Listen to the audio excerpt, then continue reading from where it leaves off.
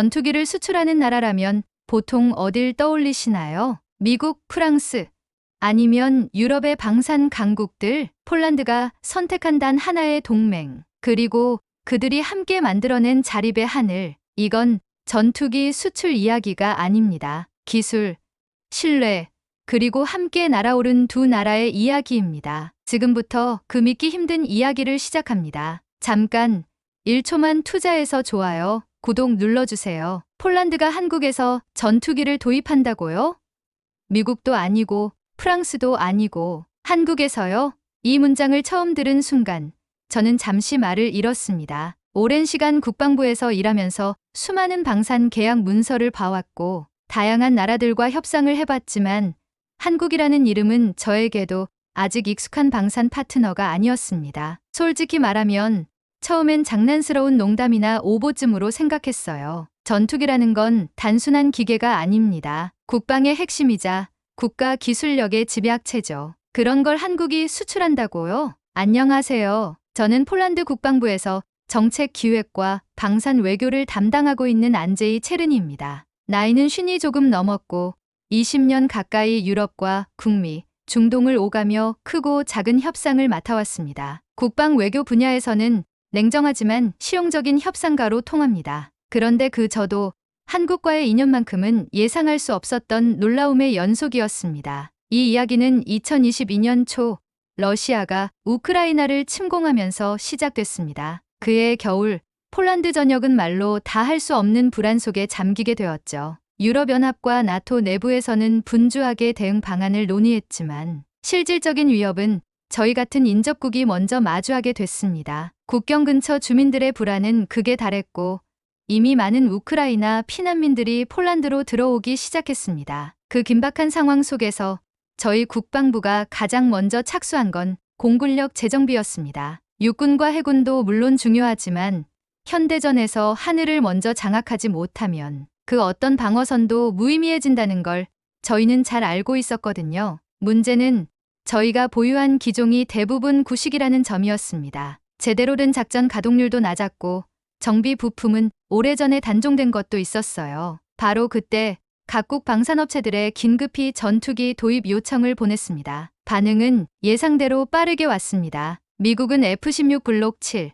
프랑스는 라팔 최신형, 독일은 유로파이터 타이푼을 제안했습니다. 스펙상으론 모두 우수했고 정평이 난 기종들이었죠. 하지만 계약 조건을 자세히 들여다본 순간 저희는 큰 벽에 부딪혔습니다. 고가의 비용, 제한적인 기술 이전, 장기적 종속 구조. 이 세 가지는 거의 모든 서방 제안의 공통점이었습니다. 기체 도입 가격만 수천억 주어티에 달했고 정비나 업그레이드는 반드시 원제조국에서 받아야 했습니다. 심지어 비상 상황에서도 독자적인 운영이 불가능한 조건도 있었죠. 결국 저희는 또다시 외국의 기술과 장비에 의존해야 했고 그것이 얼마나 위험한 선택인지 우크라이나 사태를 통해 절감한 참이었습니다. 그런 현실 앞에서 고민하던 어느 날 제 부서의 한 젊은 실무자가 조심스럽게 제게 말했습니다. 실장님, 한국이라는 나라에서 온 제안서가 있습니다. 직접 한번 읽어보시는 게 좋을 것 같습니다. 그 말을 듣고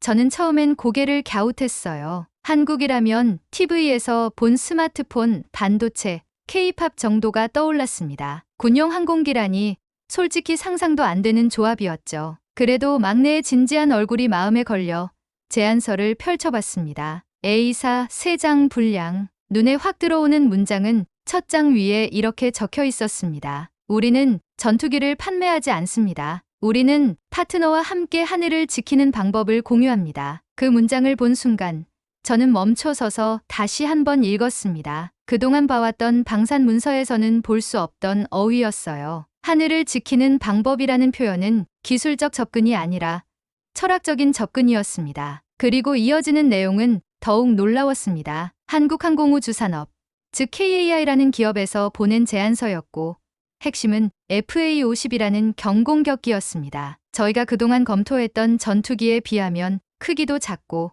무장 능력도 중형기보다는 부족했지만 대신 이 기체는 훈련기와 실전기를 겸할 수 있고 무엇보다 도입국이 스스로 운용 가능한 체계를 중심으로 설계되어 있었던 겁니다. 제안서에는 조종사 훈련 커리큘럼, 정비 인력 양성, 기술 자료의 단계적 공유, 부품 현지 생산, 정비창 구축 등 단순한 판매 계약이 아닌 운영 주권 확보를 위한 세부 로드맵이 상세하게 담겨 있었습니다. 저는 이 제안서를 들고 장관실로 바로 들어갔습니다. 아직 내부 회의도 거치지 않은 문서를 들고 장관을 만나는 건 제 커리어에서 처음이었습니다. 그런데 그만큼 강한 인상을 받았기 때문입니다. 장관님, 이건 다른 겁니다. 단순히 기체를 들여오는 게 아니라 스스로 날 수 있는 날개를 만드는 제안입니다. 장관은 긴 침묵 끝에 고개를 끄덕이셨고, 그렇게 저희는 한국과의 협상을 공식적으로 검토하기 시작했습니다. 사실 내부에서는 반대 목소리도 많았습니다. 한국은 신뢰할 수 있는 파트너인가? 이런 민감한 시기에 실험적인 선택을 해도 되는가? 정치적으로 위험하지 않겠는가? 그 우려들을 무시할 순 없었지만 협상이 진행될수록 우리는 점점 더 확신을 갖게 되었습니다. 한국은 단순히 우리 물건을 사주세요라는 입장이 아니었습니다. 그들은 처음부터 끝까지 함께 갑시다라는 말을 반복했어요. 그들의 진심이 느껴졌습니다. 그리고 저는 한 번도 본 적 없는 방식으로 방산이라는 분야에서 신뢰라는 단어가 실제로 작동할 수 있다는 걸 처음으로 느끼게 되었습니다. 협상은 사실상 제게 있어 감동적이면서도 전략적인 시작이었습니다. 장관이 검토를 지시한 이후 저는 폴란드의 주요 참모들과 함께 구체적인 요구사항과 의문점을 정리하기 시작했습니다. 그중 가장 핵심은 두 가지였습니다. 하나는 진짜 기술 이전 가능 여부였고, 다른 하나는 한국 측이 제시한 개발 운용 일정이 현실적인지였습니다. 그리하여 첫 공식 미팅 날, 저는 폴란드 국방부 대회의실에서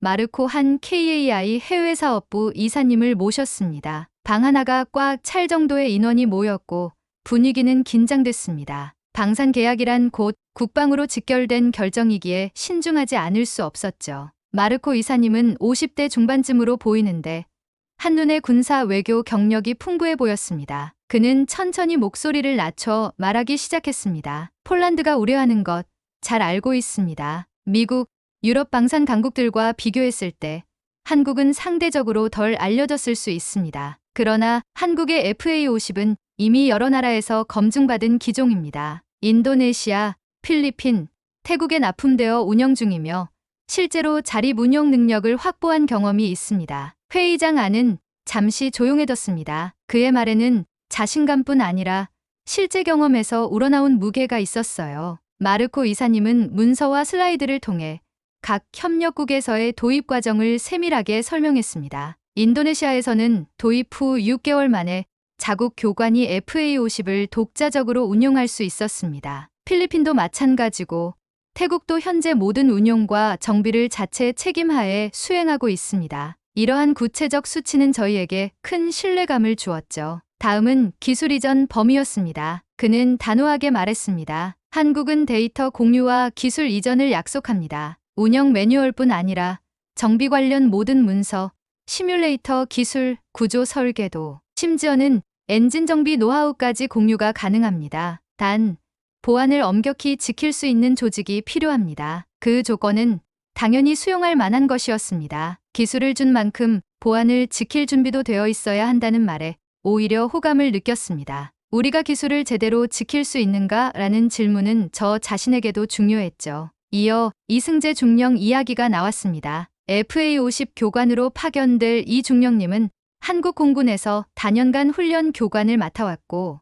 해외 협력에도 경험이 있었습니다. 발표 자료엔 그의 프로필과 사진, 인터뷰 발췌문이 포함되어 있었는데 제 소명은 순수하게 같이 이루는 것입니다라는 문장이 우리 팀의 마음을 움직였습니다. 정책팀 내부에서도 다양한 의견이 오갔습니다. 일부는 돈은 문제가 아니다. 장기적인 전략으로 봤을 때 의존성은 오히려 너무 크다고 주장했고, 또 다른 일부는 그렇다면 우리는 왜 미국 기종을 갖고 있느냐?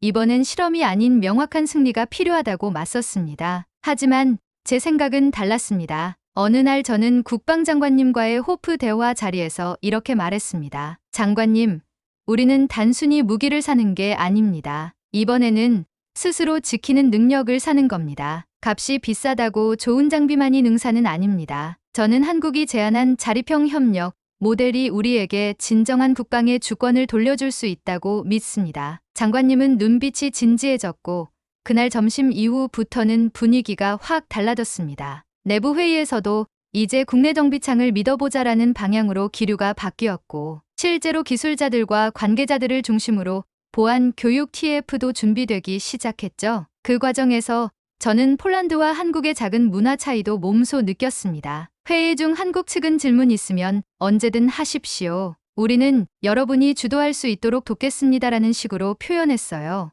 이 작은 말 한마디가 그렇게까지 신뢰감을 줄 수 있다는 걸 새삼 실감했습니다. 며칠 후 우리는 또 하나의 진전을 맞았습니다. KAI에서 시뮬레이터 파일과 자료를 미리 보내왔고 우리의 훈련 평가 전문가들이 미리 검토한 뒤 한국 현장 방문 일정이 잡혔습니다. 저를 포함한 기술 태스크포스 팀이 서울로 향하게 된 것입니다. 이게 제가 본 한국의 첫 인상이었습니다. 제가 서울의 KAI 연습장에서 본 FA-50 시뮬레이터는 단순한 기계가 아니었습니다. 이 기체를 우리가 조종할 수 있다는 신념을 심어주는 장치였습니다. 이런 걸 폴란드에서도 만들 수 있다면 하는 생각이 머릿속을 떠나지 않았죠. 출장 마지막 날 한국 측 기술자들과의 비공개 회의에서 저는 조금 감정적이었습니다. 진심으로 감사드린다.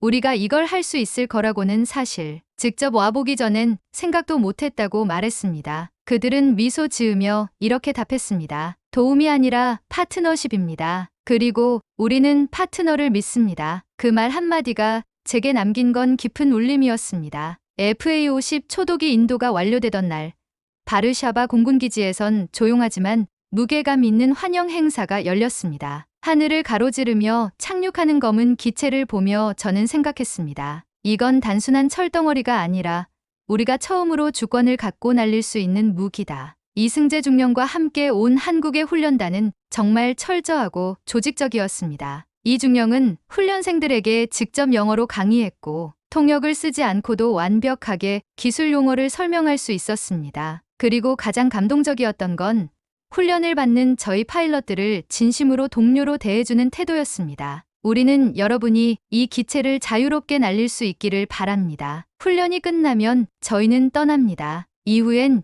여러분의 하늘입니다. 이 말에 많은 폴란드 공군 장교들이 고개를 끄덕였습니다. 그건 책임이자 자부심이었습니다. 처음엔 조심스러워하던 이들도 곧 FA-50의 조작성과 정비 효율성에 감탄하기 시작했습니다. 이전에 운용하던 기종보다 훨씬 가볍고 민첩했으며 정비 주기도 짧고 부품 교체도 쉬웠습니다. 기체 하나당 20분에서 30분 이내에 작전 복귀가 가능하다는 것은 우리에겐 새로운 개념이었습니다. 그렇게 분위기가 무르익던 찰나 사건은 예고 없이 찾아왔습니다. 한 정비창의 엔지니어가 기체 기술 데이터를 외부 저장 장치에 복사하려다 적발된 겁니다. 보안 시스템이 자동으로 차단했고 내부 감시 카메라에 해당 기술자가 브로커로 의심되는 인물과 사적으로 연락한 정황도 발견되었습니다. 처음 보고를 받았을 때 저는 눈앞이 아찔했습니다. 협상 초기에 한국이 강조했던 단 하나의 조건. 기술은 줄 수 있다. 하지만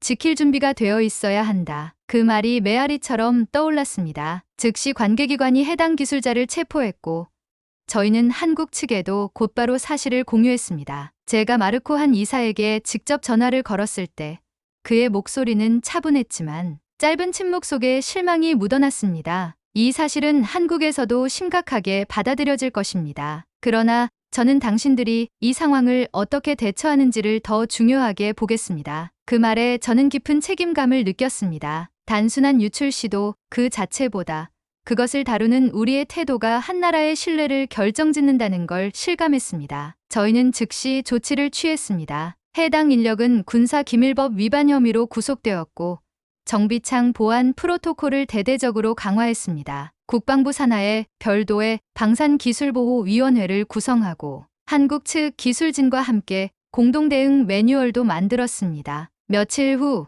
이승재 중령이 훈련 기지에서 저를 조용히 찾았습니다. 실장님, 저희 쪽도 이 소식에 충격을 받았습니다. 하지만 한 가지 감사한 게 있습니다. 사건을 숨기지 않고 먼저 공개하셨다는 점입니다. 그건 믿음의 시작이기도 합니다. 그의 말에 저는 순간 울컥했습니다. 얼마나 많은 나라들이 이런 사건을 덮기에 급급했던가. 그런데 우리는 그 중에서 숨기지 않고 바로잡는 길을 택했습니다. 기술을 지킬 준비가 되어 있는가? 라는 질문에 처음으로 떳떳하게 답할 수 있었던 순간이었습니다. 이후 한국과의 관계는 오히려 더욱 단단해졌습니다. KAI는 사과 대신 격려의 메시지를 전했고, 오히려 한국의 방산청 관계자가 제게 이렇게 말했습니다. 이제 우리는 단순한 계약 상대가 아니라 같은 하늘을 지키는 동맹이 되었다고 생각합니다. 저는 그 말을 가슴 깊이 새겼습니다. 그리고 마침내 FA50 훈련생 1기 졸업식 날이 찾아왔습니다. 제복을 차려입은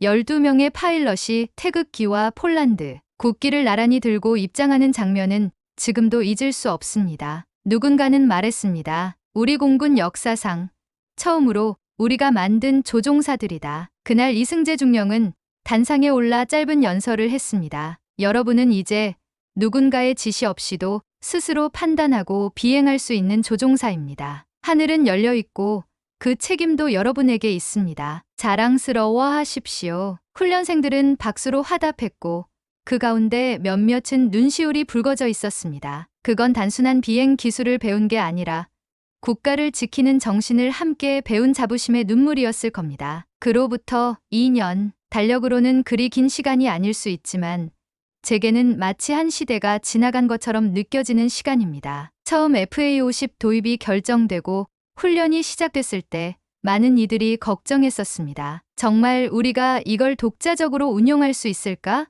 언젠가 실패하고 다시 미국에게 손을 벌리는 건 아닐까 하는 불안이 곳곳에서 들려왔죠. 저도 겉으론 침착했지만 속으로는 수없이 되뇌었습니다. 이 길이 맞는 걸까?